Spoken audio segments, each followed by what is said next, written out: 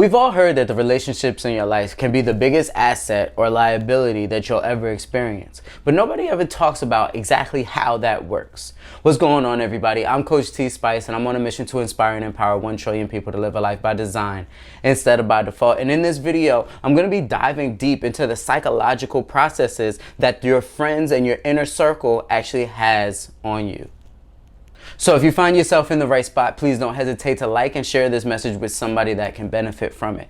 Let's jump right into it. The first way in which your inner circle can contribute to your success or your failure is by affecting your perception of the world around you, right? So the more time we spend around a certain amount of people with a certain type of mindset, they share their opinions, they share their experiences with you, they share what different things mean to them, right? They share their paradigm. Now that paradigm that they have is actually contagious. The more you hear the same things over and over again, opinions quickly start looking like facts, right? And then when it gets to a point of you're not even questioning these things anymore, you just accepted it. And this is a subconscious thing we're talking about. You accepted these stories as truth. They become your truth and they affect how you interact with the world, because that now becomes your worldview. And that's also going to affect how the world interacts with you, which is your experiences and the life that you get to live.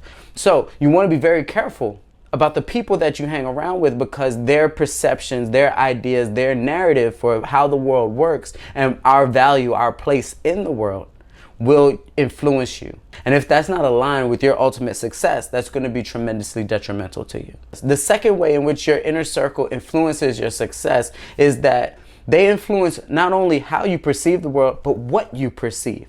Right? Where you're willing to go. In fact, in my life, right, I was planning on taking a trip to Dubai, right? And I wanted a good group of friends to go with me. So I reached out to a bunch of people and everybody was down. But as it got closer to the date, I'm sure some of you have the same experience. People start falling off, excuses start coming up. And it got to the point where I felt like I was never going to get to Dubai. I was never going to experience it because nobody wanted to go. Luckily, I decided that I was going to go even if I had to go by myself. And it wasn't until then that I found somebody that was willing to go. We went, we had a great time, and I got to perceive that part of the world. Whereas if I had relied on my friends who had a limited perception, a limited belief around what is possible, can we actually go to Dubai? What's it going to cost? What's it going to take to get there? All of these questions are going through their mind. If I relied on them being down, being willing to take this trip, I'd have never made it there. It's important to know that the amount of information, the type of information is going to be limited based on the curiosity, the courageousness, the courage of your inner circle, right? They're not giving you if you're hanging around a bunch of mechanics, they're not giving you information on nutrition. You get what I'm saying? Right? So it also controls what you perceive, not just how you perceive it. And the third thing is the people you hang around is going to contribute to how people perceive you, right? They're going to assume that birds of a feather flock together, right? So you want to make sure that your circle is aligned with where you want to go in life. Because let's say you have an opportunity coming your way. That opportunity may swerve around you if the people you're surrounded with don't exhibit the characteristics of somebody who can manage that opportunity, right? People can assume that, yeah, we put on our happy face, our productive face, we put on our professional face, but our friends kind of reflect what's behind the curtain. Our friends kind of reflect our true character, right? So when we're out in public and people are perceiving us from the outside looking in, they'll assume that we have certain things in common, and you probably do, to be honest.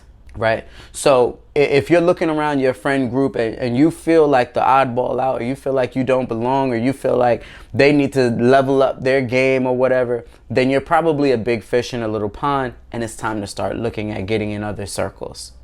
So look, it's super important. You already know this. This isn't new information. It's super important for you to curate your inner circle so that you're setting yourself up for success. Because no matter what you think, no matter what you choose to believe, they are influencing you just off of repetition alone. Something heard over and over again, experienced over and over again, becomes a reality, right? Becomes a limitation, or it becomes an ability. It becomes something that you can do. If you're hanging around successful people, you're going to be influenced to do more and do better. And I think that a lot of people look at this idea of you being the sum total of the 5 people you hang around the most as like, okay, so I'm around successful people, so they'll do favors for me, or they'll connect me to this person, or set me up with this opportunity. And yeah, that might be true a little bit of the time, but that's not the ultimate idea here. I think the ultimate idea is how those 5 people influence you, how they encourage you, how they lift you up, how they celebrate you, more so than what they actually do for you. So we want to shift the perception and bring it back to the inner world, because that's what's ultimately going to control your experience and your level of success in life. The tough part is, though, what happens when your inner circle is filled with very close friends and family? That's another topic that I'll cover in another video, so hit that subscribe button if you don't want to miss that one. And that's all I have for this video. I hope that was helpful. If it was at all helpful, please don't hesitate to share this video with somebody that might want to hear it. And let me know in the comments what your thoughts are. How do you curate your circle? Are there friends in your circle that you kind of need to separate yourself from? Let's turn this into a conversation. And as always, love, be well, and don't forget to have the guts to follow your guts. Peace.